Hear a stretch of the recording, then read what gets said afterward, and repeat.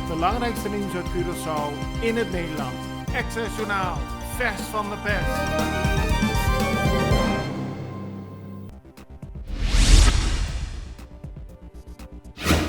Een groep personen die ongedocumenteerd op Curaçao verblijven heeft gisteren een petitie aangeboden aan minister van Justitie Gilmar Pik-Pisas. Het gaat om het project Verantwoordelijke Integratie dat de vorige minister van Justitie Quincy Girigori had ingesteld.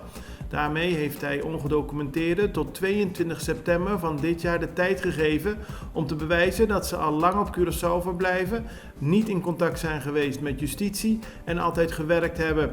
Veel ongedocumenteerden lukt het niet om voor die tijd alle documenten klaar te hebben, maar ze willen wel voldoen aan de voorwaarden die de minister gesteld heeft.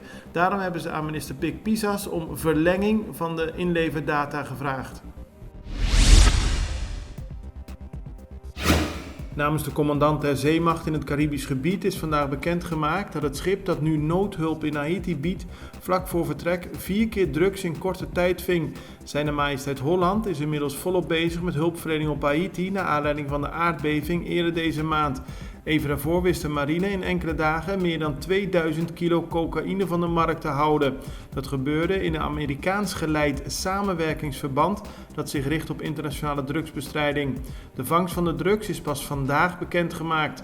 Om de drugs te onderscheppen moest verschillende keren geschoten worden, ofwel om te waarschuwen ofwel om de buitenboordmotoren van smokkelboten onklaar te maken. Alle verdachten en de drugs zijn uiteindelijk overgedragen aan de Amerikaanse kustwacht voor vervolging in Amerika.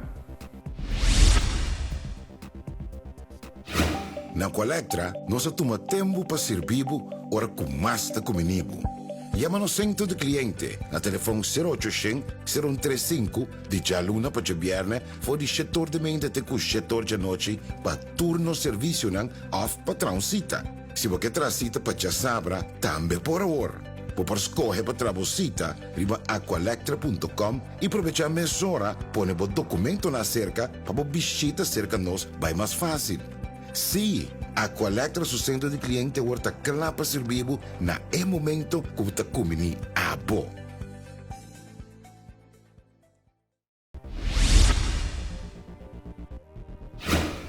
De Centrale Bank van Curaçao en Sint Maarten heeft laten weten dat er valse bankbiljetten van 100 gulden in omloop zijn aangetroffen op Curaçao. De bank heeft de biljetten geanalyseerd en stelt dat het papier dat is gebruikt om de vervalste bankbiljetten te maken geen speciaal bankbiljetpapier is, maar normaal papier en dat is duidelijk voelbaar. Als mensen twijfelen over de echtheid van biljetten, wordt gevraagd om de politie in te schakelen. Het aantal coronapatiënten dat overlijdt is hoog op de Antilliaanse eilanden. Gisteren overleed opnieuw een patiënt op Curaçao. Op Sint Maarten overleden 3 patiënten en Aruba maakte eerder bekend dat het begin deze maand met gemiddeld 2 tot 3 doden per dag het hoogste coronasterfte in de wereld had. Dat aantal is inmiddels wel minder geworden, maar afgelopen maandag vielen er weer 2 doden op Aruba.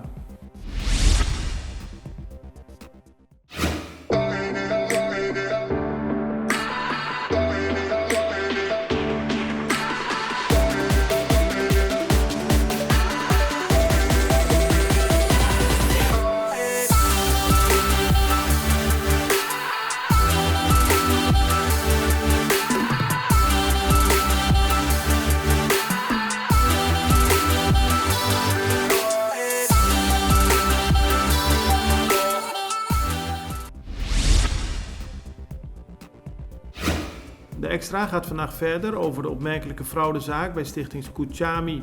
Daar is in de periode tussen 2009 en 2019 meer dan 500.000 gestolen door een medewerkster. Daarover is aangifte gedaan, zegt voormalig lid van de Raad van Toezicht André Curiel, maar daarna is er niks mee gedaan. Hij weet niet waarom het Openbaar Ministerie niet achter de zaak is gegaan en zegt dat Scucciami het geld weer goed kan gebruiken. Om Omdat de regeringen van Curaçao en Sint Maarten niet op tijd nieuwe leden van de Raad van Commissarissen hebben voorgedragen, heeft de president van het Gemeenschappelijk Hof van Justitie de volgende 5 leden van de Raad van Commissarissen benoemd. Miroslava Wedervoort, Ayumi Bali, Ahmed Hassani Omar Bel, Patrick Newton, Jason Jermaine Rogers. Zij vormen samen met Julian Lopez Ramirez de Raad van Commissarissen van de Centrale Bank. Dat betekent dat afscheid wordt genomen van Jeannette Hagen, Etienne IJs, Dennis Richardson en Gian Francisco als leden van de Raad van Commissarissen.